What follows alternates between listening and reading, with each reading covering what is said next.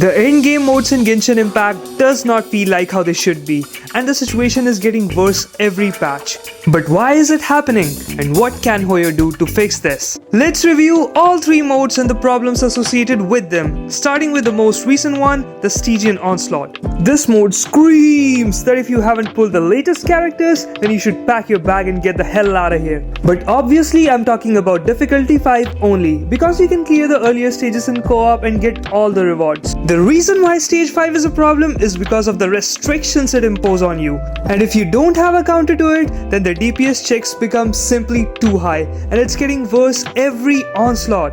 It's designed in a way that puts your old characters to shame, which kinda makes me wonder what even is an endgame mode.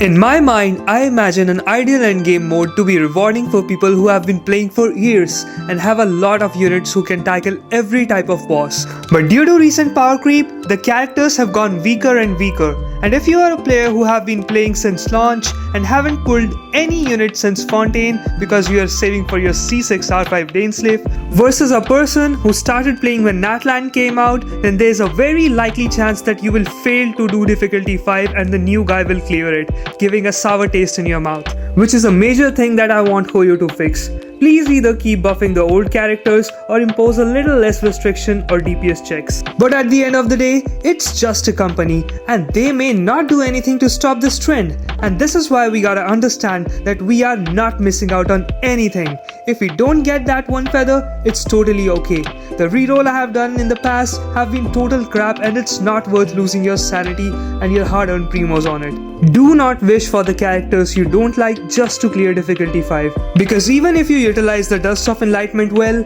90% of the times it will never make a difference big enough to clear or not clear content. And if you spend money to get the characters forcefully just to clear content to get that feather, then instead you are better spending less on the battle pass, which will give you the feather plus an extra elixir. Now let's move on to the next mode, which is Imaginarium Theater. This might come as a surprise to some of you, but I struggle more in Theater than in Onslaught because of the amount of characters required to complete it. With the recent addition of Luna mode, it has become even more insane. And if the characters required weren't already enough, it also imposed a 3-element restriction, which can sometimes become insanely annoying if you don't like or own characters of certain elements. The primos you miss out on can be actually huge. I wonder why people talk so less about this mode. Low-key, I feel it's more important than Stygian Onslaught for account progression, because only Primo Gems can help you acquire new characters, so you definitely don't want to miss out on them. Now listen carefully what I'm about to say. Clearing Fearless difficulty will only give you one feather, which helps you to gamble on your rolls again.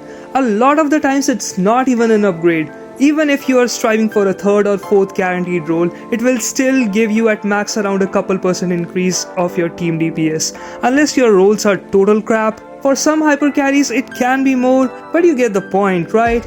You should ask yourself, do you really need it? Or would you rather enjoy the game, pull for your favorite characters, and passively acquire enough characters and build a good variety to complete Theater and grab all primos? Now some of you will say that I am mad. Why we can't focus on Stygian Onslaught and still acquire enough characters over time to clear Theater? And this is where I say that you haven't understood what I want to say properly. So let me explain. For a lot of people, pulling meta units might not be the happiest thing, I believe.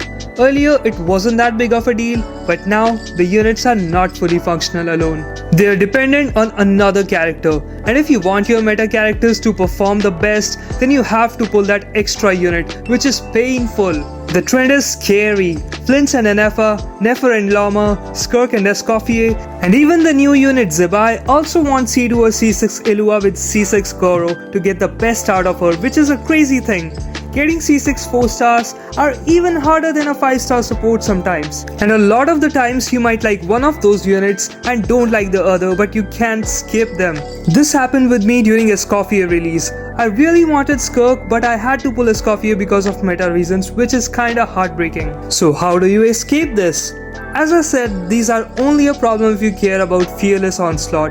You can easily clear Theater even with 4-star supports. You need variety there over power, so you're free to pull whatever you want if you only care about it. But there's a catch. You also can keep all your focus on it because Spiral Abyss exists, which we will talk about next. To conclude this one, I would like to say that we should be allowed to use more of our friends' characters, which is kind of fun.